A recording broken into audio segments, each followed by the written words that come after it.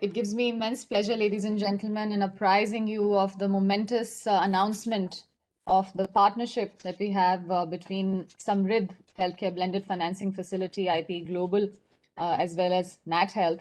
And I'm going to take the privilege of now introducing Mr. Ravi Chandran Natarajan, Project Head, Samriddh Blended Finance Health Facility, very quickly. And he comes armed with over 27 years of experience in the corporate world in the varied sectors of consumer electronics, international logistics, and global financial services. After graduating in economics and masters in business administration, and the financial services stints encompasses areas covering corporate lending, operating lease and factoring, strategic planning and product development and capital markets, asset management, and customer service functions.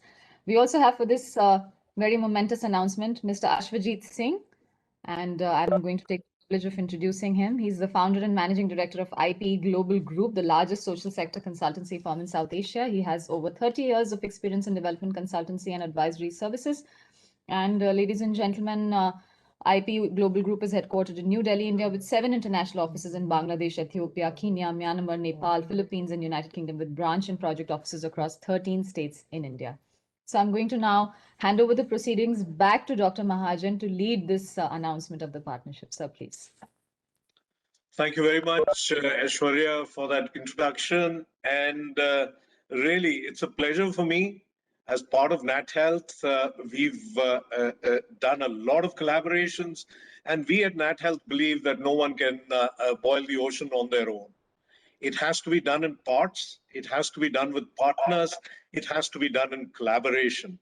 And towards that end, it is an honor for me to announce this partnership between Nat Health and Samriddh for healthcare blended finance.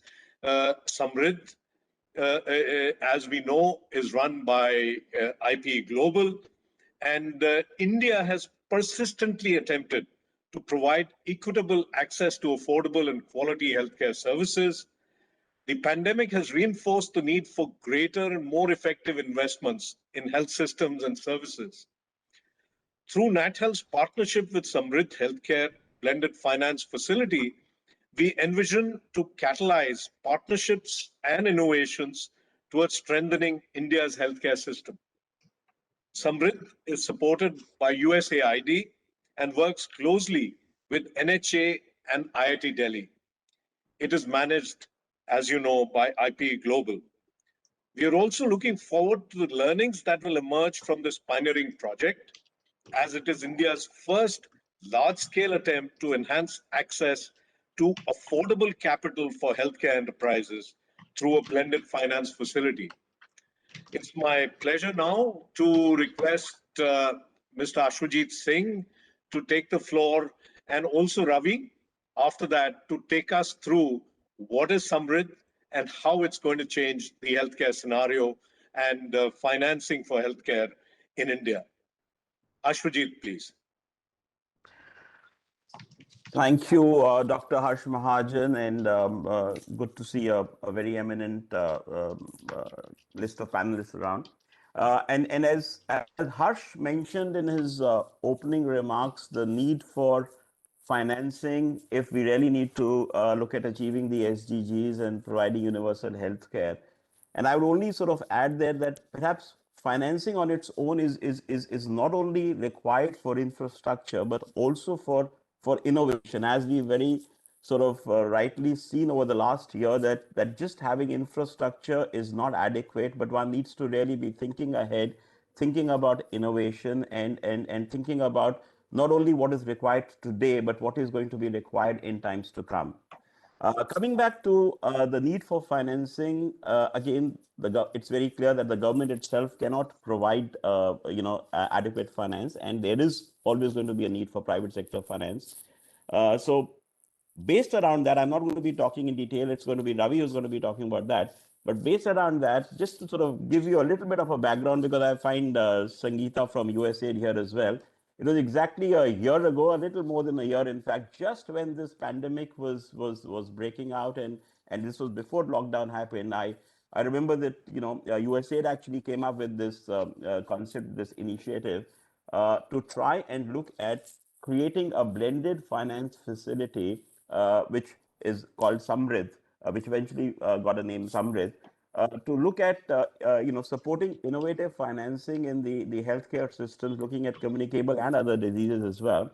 And when we talk about innovation, we need to also talk about innovation in financing itself, because when we find that a lot of the innovations, while they need funding, but they might be really needing funding in the form of not just capital or not just sort of equity or debt, but maybe some kind of a blended finance where you could have a grant window, a debt window, or equity window. So that is how this concept came up. I remember we had a meeting with the then NHA chief exactly a year ago, and they were immediately sort of pleased to hear about the innovation, and immediately signed up to it and said that they would want to support this and be a part of this. So we are working very closely with NHA, and of course this facility is going to be housed at IIT Delhi. So in terms of the actual flow of funds, so that's a bit about Samrit. And when we talk about access to innovation and private sector healthcare, we do look forward to working through NatHealth through this MOU, because NatHealth is really the representative of the private sector healthcare, and we see that a lot of value addition and them acting as catalysts to really further the cause of Samrit. So that's all I'm going to be saying here right now. And we are very pleased on behalf of Samrit facility to be signing on this MOU, and I'm now going to be handing back to my colleague Ravi, who's going to run you through what exactly Samrit is going to be doing. Over to you, Ravi. Thank you very much, Dr. Mahajan and Mr. Rashujit, for providing the background. And we are indeed quite privileged to partner with NatHealth on signing this MOU. At this momentous occasion, over the next few minutes, it's my privilege to take you through some of the brief highlights of this pioneering program. As mentioned, that it is supported by USAID in technical collaboration with National Health Authority, being hosted at IIT Delhi, and the technical support unit provided by IIT Global. To set the context, as you know, India suffers from the triple burden of disease, while the emerging important factor is its demographic dividend, where 35% of the population this year is touching in the age group of 15 to 35 years, and with NCDs and communicable diseases coming together and creating a significant demand-supply imbalance, so much so that the 4 NCDs contribute over 82% of all NCD deaths. And we saw in the World TB Day yesterday that India had 4.45 lakh deaths in the year 2019, which contributed 31% of the global mortality. And on the infection side, of the global burden of 10 million, India had a share of 26%. And COVID-19 has further compounded India's challenge to managing the triple burden disease. India also has gaps on the infrastructure side across both the workforce as well as on the service provider side. As much as 70% of the healthcare infrastructure is concentrated in the top 20 cities. However, there are the COVID-19 has thrown up a certain level of positive emergence, where healthcare innovations and radical technology interventions have shown that how these challenges can be addressed both at the technological level and at the sense of speed. To give you some perspective, data shows that there has been a 500% increase in the telehealth consultations, out of which 80% of them have been first-time telehealth consultations, and 44% of them has come from the non-metro cities. So this is quite encouraging and reinforcing the need for new age digital health solutions here. Having said that, the healthcare innovators bring the cutting edge for the solutions, but there is a crying need to manage the demand supply gap. But the most important point is many of the healthcare innovators and social enterprises, as per the recent survey, found that limited access to affordable capital is one of their biggest challenges, and more than 60% of them have stated this as a key issue. And there is also a limited amount of incentives for adoption of innovative practices across the service provider spectrum. and the new software or SaaS as solution provisions have also created a need and brought about the for a lack of market intelligence in that space. Now, clearly, Samrid aims to, in this space, empower the healthcare enterprises to address the key gap of access to affordable capital through blended finance solutions, moving away from the traditional conventional models and helping them to do scale up and commercial validation. And most importantly, it aims to support early revenue stage enterprises in delivering the improving healthcare to vulnerable population, which is one of the key objectives of the government and the National Health Authority. It aims to also combine the tri-sector partnerships of capital, combining the use and the efficient optimization of commercial and public capital by the high impact philanthropic funds through the grant and the syndicated loan pools. The structure of the syndicate of the Samrid Healthcare Blended Finance Facility has two major pillars. As you said, the grant pool being contributed by bilateral, multilateral, corporate, and international foundations is going to be used for high impact for significantly leverage the use of capital by 5 to 10 times, managed by a group of partners in the group of major national and mid-size banks, venture debt firms, NBFCs, and development financial institutions at the international level. It has a very efficient governing platform, comprises of the executive committee and the governing board that has members represented from the Government of India's leadership, development sector partnerships, international and Indian foundations, lender groups, and corporates and public sector enterprises.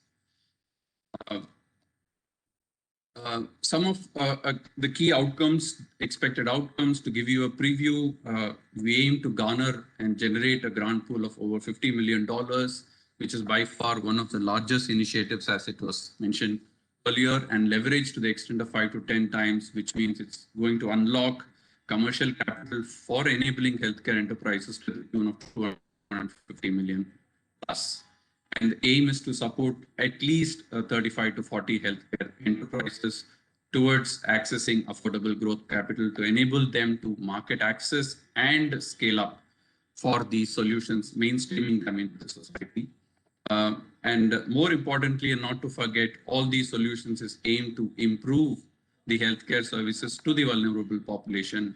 And the project aims to benefit close to 7 million direct beneficiaries of the vulnerable groups and more than 25 million indirect, and clearly aiming to complement the Government of India's efforts in the infrastructure and strengthening the capacities to service.